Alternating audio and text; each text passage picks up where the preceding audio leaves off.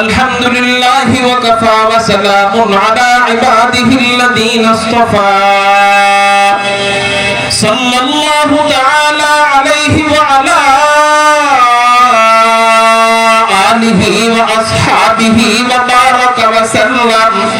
وبارك وسلم تسليما كثيرا خصوصا على سيد المتقين والأبرار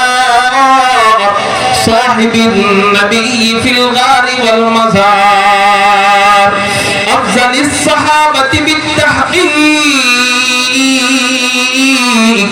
خليفة النبي بلا فصل إمامنا أبي بكر الصديق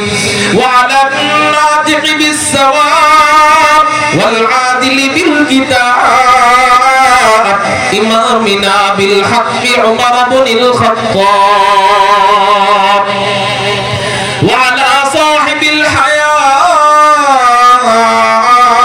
وناشر القرآن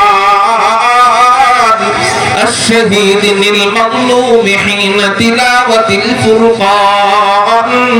إمامنا عثمان بن عفان وعلى صاحب السيف والقضاء وناشر العلم والهدى أسد الله الغالب إمامنا علي بن أبي طالب رضي الله تعالى عنهم أجمعين أما بعد فأعوذ بالله من الشيطان الرجيم بسم الله الرحمن الرحيم وما أرسلناك إلا رحمة للعالمين وقال الله تعالى في كلام آخر ما كان محمد أبا أحد من رجالكم ولكن رسول الله وخاتم